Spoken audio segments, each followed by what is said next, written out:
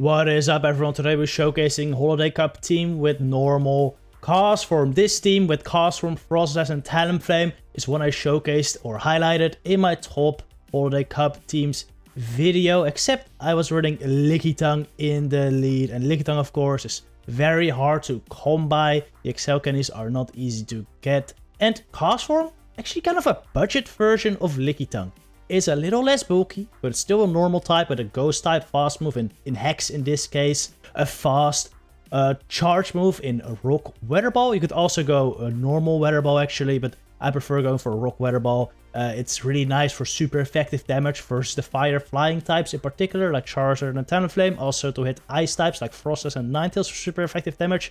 It's just really nice. And then it also has a grass type coverage move in Energy Ball, just like Lickitung has power up. So overall this thing performs really well. I'm enjoying using it, and it just does exactly what I needed to do in this team. It is like a really good core with Talonflame, because Talonflame loses hard versus like rock types, Stunfisk, Diggersby, what else, water types, and Castform just covers for all of those, just like Lickitung would. I think in general Lickitung is still the better choice, but Castform definitely does have some good play as well, and a better matchup versus certain Pokemon too. Like the fire flying types, they are way better for Castform because the rock weather ball does do super effective damage of course, and just like the Frostlass matchup, also Lickitung can actually lose that, and Castform just destroys there. So yeah, it's definitely a good Pokemon. And in this matchup,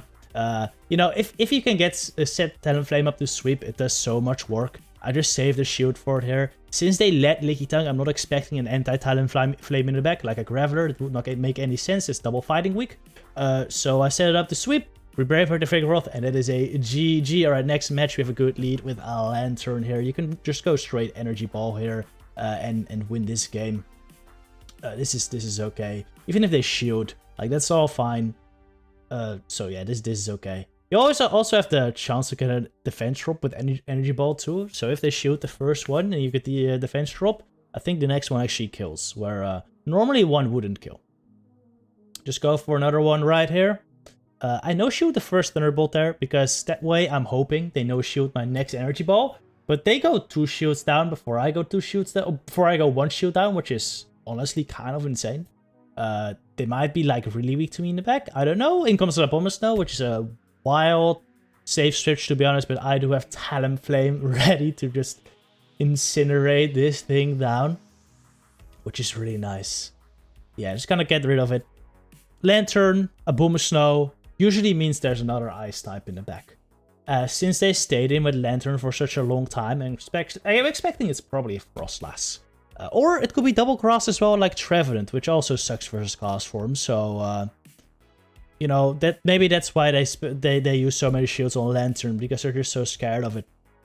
I don't know. I flame charged with my Talonflame there, by the way. No need for Brave Bird, because the flame charge already brings it into Energy Ball range, and it does kill. And yeah, it is the Frostlass. I bring my own Frostlass, and they concede because they know they can't beat my Frostlass with a shield up. All right, Vigoroth Lead is very bad. Always safe switch, or usually you're gonna want to safe switch with Frostlass in this line. There's one exception where you want to switch into Talonflame, but we'll get into that later. Alright, Greedent comes in. This is awful, because they actually get to 2 crunches before you can get to 2 avalanches. This could be a crunch, but my opponent makes a really weird move here and throws the Body Slam instead. But they were definitely like 100% the 2 crunches, so I don't know why they did this, but it's fine with me. I get a shield here. They're gonna get some energy though, which is unfortunate, but the shield is good for me, so I'm fine with it. I'm just really hoping that my Talonflame can sweep whatever's in their back. There's a lot of teams out there that are actually double weak, or they're like very weak to Talonflame. Like you'll see like Vigoroth, A9 and Frostlass in the same team, or Vigoroth Trevenant, or Vigoroth Skarmory, Frostlass, and Talonflame just kind of wrecks those teams. So this could be one of them. However, there's also definitely teams out there that just absolutely destroy Talonflame. It will be like a Graveler and then an Altaria, and you just can't do much. So it is really hit or miss with Talonflame sometimes, but overall I do enjoy this Pokemon. In this case it's the Dugong in the back though, which is Not great, but it's not the end of the world either. I'm doing neutral damage with these fire moves, and they're also doing neutral back, but I do have a shield advantage, so I will definitely be able to get rid of this Dugong, but I'm gonna have to have some energy for Vigoroth. So I have a plan here. I do have a Weather Ball stored up on the Castform, so what I want to do is throw one Incinerate, get to the Brave Bird, switch to the Castform, throw the Weather Ball onto the Vigoroth, onto the Dugong, and kill the Dugong. And then I have a Brave Bird ready for the Vigoroth. My opponent made such a good play. He predicted that I was gonna do this. And he switches into his Vigoroth blindly to catch the Weather Ball. Very, very smart. And now his Dugong is still alive. The Vigoroth has a move, so I had to throw that move. But yeah, they're gonna get to their Icy Wind before I get to my next Flame Charge. And we lose, so GG. Oh, that was a little thing for my stream we did during the battle, actually. Yeah, these battles were done on my Twitch live stream. So again, check the stream out if you want to see these battles early. But yeah, we were doing a tournament at the same time, which I do every Friday. Every Friday we do a different tournament. This week's format was Gym Leader, where you could pick one typing and all 6 of your Pokemon must share a typing, and it was quite fun. So, you know, if you want to be a part of that action, the tournaments are free to join for everyone. Come hang out in a Twitch live stream. Come join the Discord as well, because I always post the information for all the tournaments in the Discord. So yeah. Oh, this team, while we're talking about tournaments, it's a double charm team. Yeah, some of these double charm teams you just destroy. So yeah, very nice. Alright, Obstagoon Lead is the exception where you don't want to switch into Frostlass. You're gonna want to switch into Talonflame and try to get some shields down. Because you want your Frostlass aligned to that Obstagoon later, preferably with a shield advantage. That is the move. So, in comes Golbat into my Talonflame. And most of the time, the great thing about Obstagoon Lead is most of the time, they won't have an Alolan Graveler or Lanturn in the back. Because that'd be very weak against Vigoroth, right? Lanturn not so much, but Alolan Graveler, yes, that's usually not what you see. So that makes Talonflame like a safe-ish swap. They could definitely still have Lanturn or Stunfisk in the back, but it's rare. Alright, we got 2 shields down here. Now my move is trying to farm this down with Castform. Because I want to put the Obstagoon in a range where an Avalanche KO'd, but I can't farm it down. I actually had to switch out with my moves there, which this really sucks. Because if I was able to get that energy ball on this Obstagoon, I would have been able to shield this Night Slash. Because the energy ball plus the Avalanche would have KO'd. And now I was forced to let the first Night Slash go, because I knew they were going to get to a second one before my second Avalanche. And I want to no-shield the first one just in case they boost the first. So... But it is also a Skarmory in the back, which is also quite bad for the team at this point. So, yeah, this is just over. I'm going to throw an Energy Ball here too. But even if I get a Defense Drop here, I'm not going to even be able to reach a Weather Ball. So, this game over. GG. Alright, Alolan Graveler Lead. This is exactly where I want to see it. Not an amazing matchup, to be honest. But it is very manageable. Did I think I'm supposed to get to the energy ball before they get to the move. I think I lagged a turn at the start. But that's okay. I just throw Weather Ball. I always bait there. Because usually you do shield. And luckily they threw a Stone Edge as well and I shielded. So that's very nice. And a Rock Blast here. So that's really good. Just gonna go for the energy ball right here. You could opt to go for another bait. But it's not necessary. This will kill him. This will kill him. Luckily they did let it go. They bring in a Vigoroth. I'll just bring in a less into this. Very hard counter to the Vigoroth, of course. And even if they switch out here, I still have my Talonflame ready for the back. To kill this thing with a Brave Bird, maybe. They bring in a Frostlass. I instantly tap Shadow Ball, hoping they thought they caught an Avalanche, but they realized I did have the time to respond to that switch and throw Shadow Ball, so shield it up. All good though. I just get to another ball here, and this will definitely kill the last. I am currently in a range where this Vigoroth can farm me down though before I get to the Avalanche, so this Vigoroth now has a lot of energy. However, Talonflame can take 2 body slams, so even if they get to 3 slams here, I can just use 1 shield and survive the 2 body slams. Should be fine. Yeah, and they know, so they concede, and that's game over. All right, another Alolan Graveler Lead. Go for the Weather Ball bait. this should take a shield. Now we get there before, but something else weird happens here, and they desynced CMP Tide. They threw their Stone Edge, or yeah, Stone Edge after 16 turns, whilst I threw my Energy Ball after 15. We should have never CMP Tide there, but because of that, but that does happen sometimes, and because of it, I do lose a Hex, which really sucks, and it's actually gonna matter later. It actually shoot my next Energy Ball, which sucks. I'm thinking, honestly, that you should probably just go straight Weather Ball here. Look at this. I miss. I'm 1 Hex short. I'm 1 Hex short of the Energy Ball. And they get to the Stone Edge, and I die.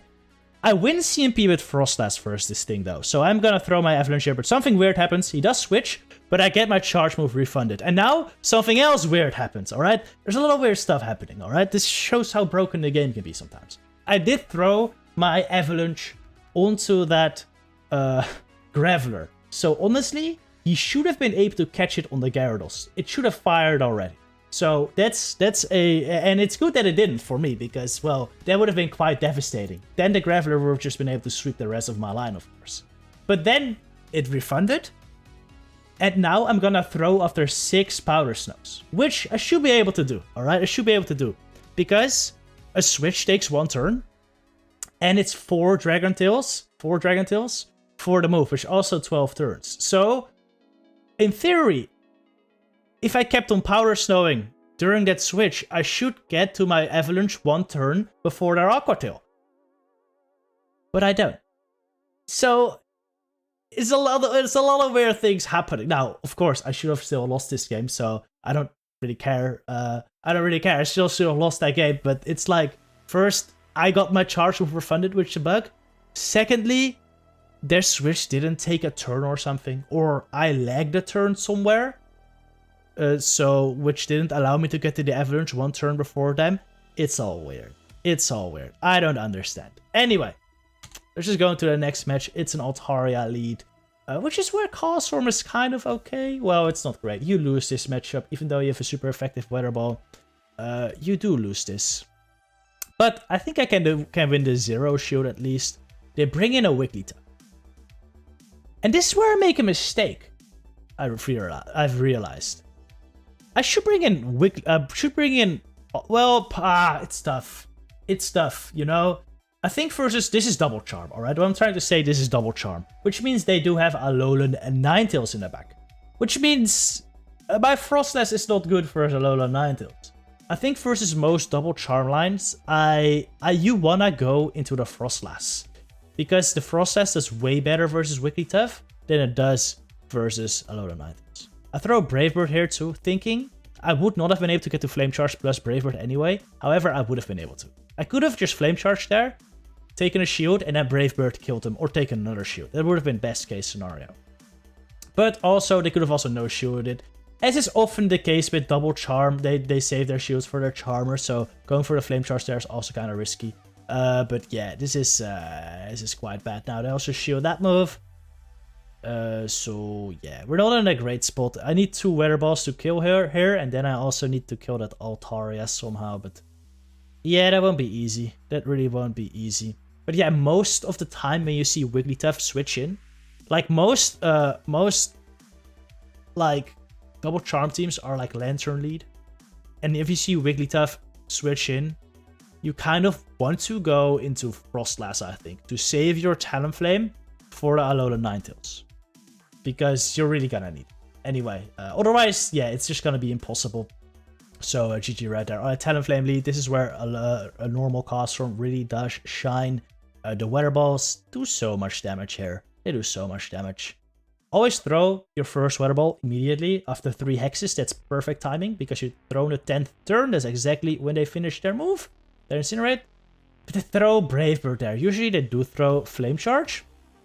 You can take that easy. This time they opted to go with the Brave Bird, which basically killed my my Castform, which is unfortunate. Honestly, that was the first Brave Bird I took on my Castform. I was thinking I could survive it and still get to another move, but oh, I was so wrong. I was so wrong. Also, I should probably shield that Bulldoze, because it would hurt a lot.